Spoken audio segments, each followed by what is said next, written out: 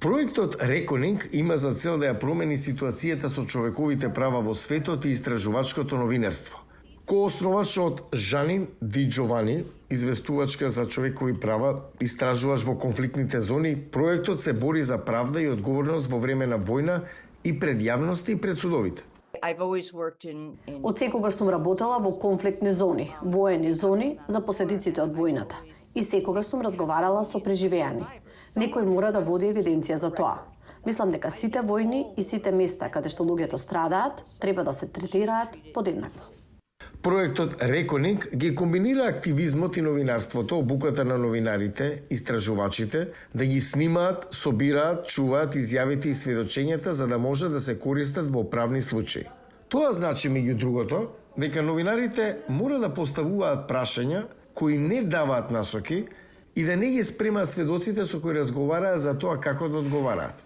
Новинарите не се поврзани со ниту еден судски систем, добиваат поддршка од фондации и непрофитни организации. Интервјуата понекогаш се појавуваат во медиумски текстови, но Ди Джовани вели дека има поголема цел. Во овој краток рок е работа со обвинители, работа со активисти, да се врши притисок врз Обединетите нации или владите.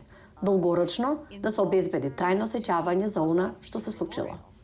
2 години по инвазијата на Русија на Украина, проектот ја поставува основата за идните судења за воени злосторства.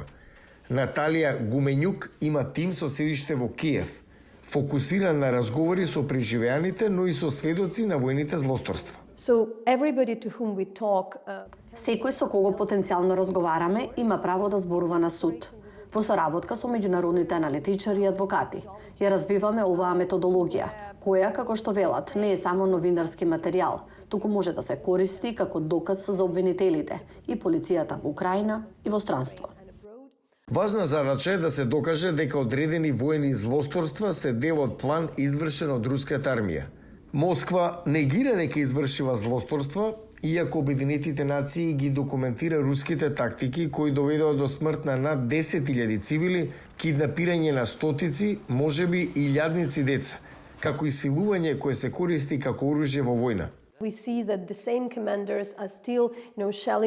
Гледаме дека истите команданти се уште неселективно гранатираат цивилна инфраструктура, железничка станица, куќите, трговските центри и слични работи. И тие постапуваат на ист начин, ги мачат луѓето на истиот начин во Бердјанск, Херсон, во Каховка и како што беше во Изјум.